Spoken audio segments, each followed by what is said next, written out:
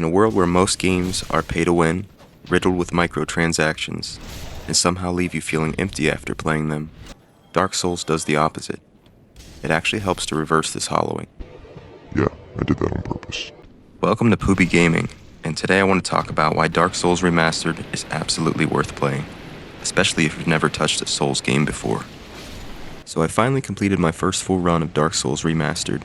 Previously I had beaten Elden Ring multiple times, Nioh 2, Wolong, Kazan, and I had played Dark Souls 1 and 3, but never completed either.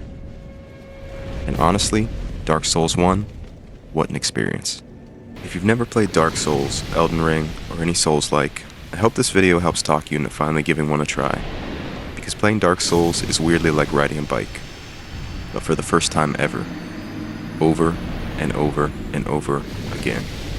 You learn, you improve, you get past the section you were stuck on, you start feeling confident, and then the game humbles you immediately.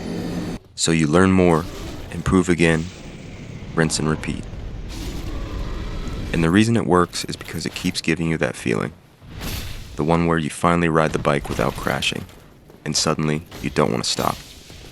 Except in Dark Souls, instead of falling over, you've got a 2,000-pound monster leaping 40 feet through the air and landing on you. Or swinging a sword hard enough to cut a tank in half, with a hitbox that takes up half your screen. But here's the thing, it's doable. It can be learned. And when you finally start to excel, that feeling makes everything worth it. On a first playthrough, especially your first Souls game ever, the experience constantly sways back and forth. You'll catch yourself playing anxious, approaching areas slowly, cautiously, almost like it's a horror game. Every corner feels dangerous, every enemy feels threatening. But then something wild happens.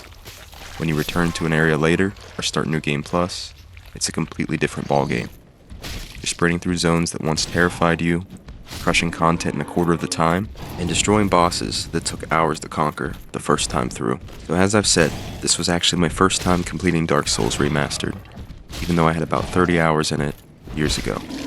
Back then, I made a huge mistake. I went to the Tomb of the Giants way too early, hit a magic barrier, and realized I couldn't progress. And because I didn't have a homeward bone, I had to fight my way back out, navigating the Tomb of the Giants backwards. Barely made it to Fireling's Shrine, and then I took a break. For a couple years. And after finishing the game now, I genuinely wish I had stuck with it back then.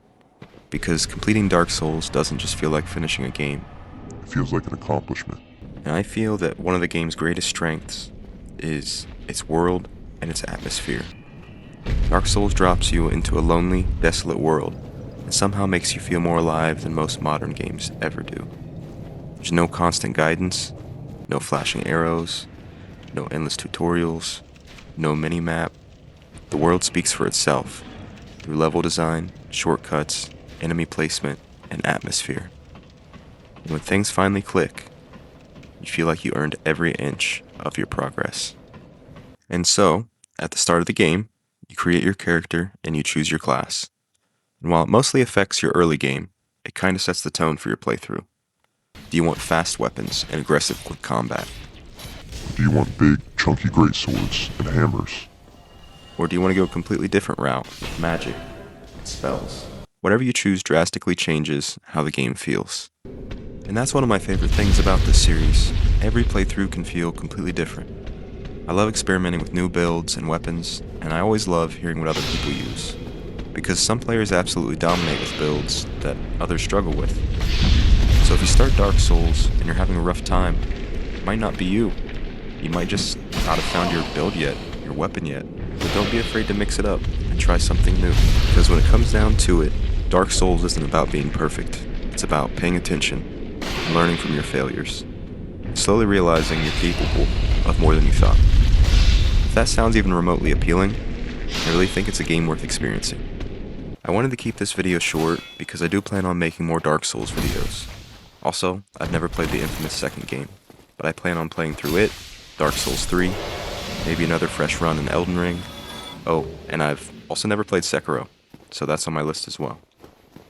If you've made it this far into the video, I just wanted to say thank you for watching, and I hope that if you haven't played Dark Souls before, that this video helps to motivate you to give one a try.